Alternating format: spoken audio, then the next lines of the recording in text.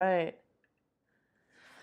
What's up? Hey, we're gonna talk about confusing robots, and I don't mean like robots are confusing, though that's definitely true.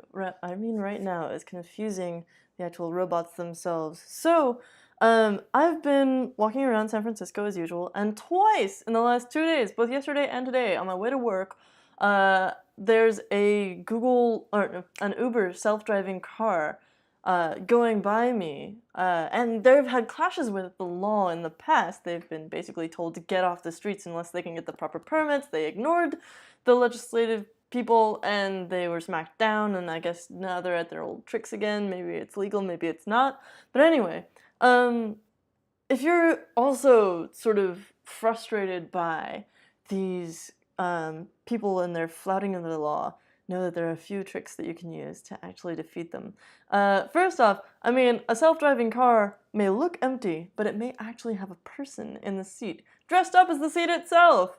Um, this is something that's, like, they may not actually be driving the car, but just like with the delivery robots that we talked about last week, often you actually have to have a person in there to push the buttons and override stuff if something goes wrong, or if it tries to stop in the middle of an intersection or takes the wrong turn or whatever.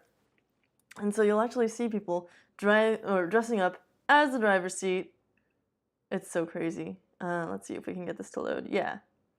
There's a few images and videos of these around. This one is not super great quality, but you'll see basically this sort of hood and seat assembly that the person is just sort of has their legs sticking out of, and it's crazy. When it comes to confusing these things, and possibly the people as well, there's some pretty cool stuff going on. So this is basically a ritual magic circle created by an artist to trap self-driving cars. So what it looks like is on the outside, it's this line that cars are allowed to cross, and on the inside, it's a line that they're not allowed to cross. So it's sort of like a fly trap where once you drive in, you can't get out again, which is pretty sweet and clever in my opinion. Like, all they did was use salt. The artist's name is James Bridle, and he's using this sort of ancient technique for magic where you drop salt circles to create, places of power and stuff. And in this case, it's being used as a ritual magic to trap these cars, which is hilarious. Um, I love this. It's so clever and it uses such basic materials. There's all kinds of stuff about hacking drones and stuff. I'm working on this project with huge spotlights that output such ridiculous amounts of radiation across so many different frequencies that if a drone flies through the beam, it will actually fall out of the air because its GPS gets all messed up and its other radio comms sort of like go on the fritz and it just like falls.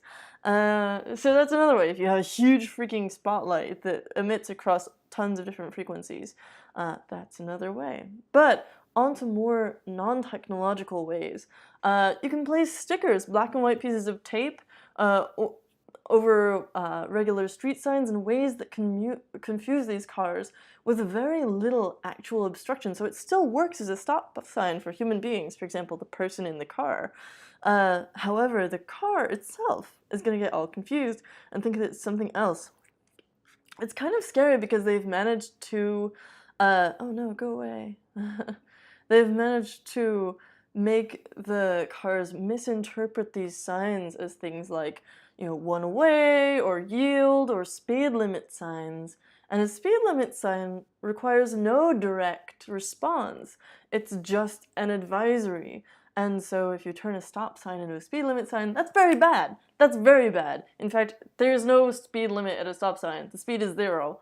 But yeah, bad stuff, scary stuff. Also, by printing up a slightly different looking stop sign, they were able to tape it over the original and people would read it normally, the machine would read it differently, stuff like that. There's this whole, you can read the original paper online as well, which is pretty cool. So, there's more examples of this in this article as well. As you can see, like, it looks like regular graffiti, but it's very confusing to cars. You don't have to make that big of a change. And yeah, really crazy.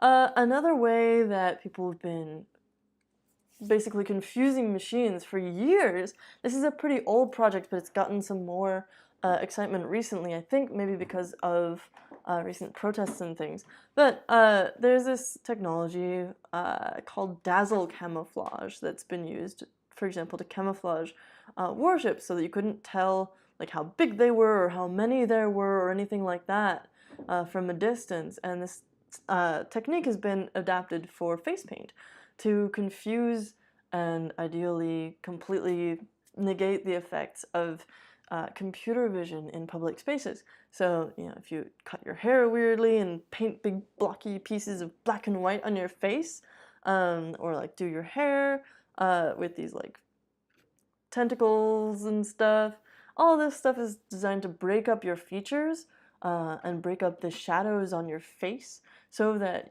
it can't be read by a machine. It may not be recognized as a face, and it may be, yeah,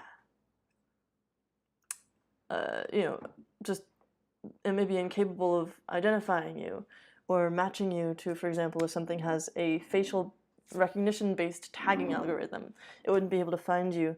There's another group called Hyphen Labs that has created a scarf that is a mosaic, a digital mosaic of 1,000 different faces, and you wear it, and the computer vision doesn't know where to focus.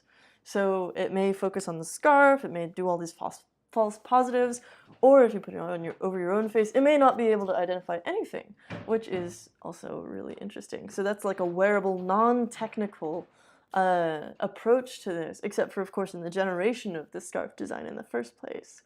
Yeah, so we talked about dazzle camouflage. And then finally, the most awesome, I think, low-tech approach to this is just using freaking birds.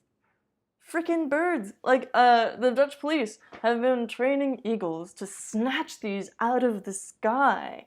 They can actually fly under them, grab them, and that way they don't get, like, you know, busted up on the propellers and stuff.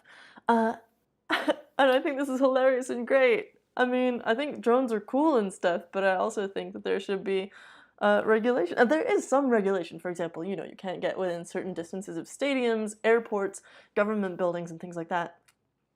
But, you know, people are going to do it anyway, and I love the idea that they actually have a trained squadron of eagles taking these things directly out of the sky. Obviously, this is a site, a community. Hackster is a community of people who like to build electronics and use things like this. So maybe, you know, this is the next step. Maybe you've got to learn how to defend your technology against eagles and computer vision confusing scarves and things. Things to keep in mind as you're building your own tech, and things to keep in mind if you want to confuse other people's tech. Thanks for watching. This has been What the Wednesday. We'll be back next week, and I'm your host, Alex Glow, with Hackster.io.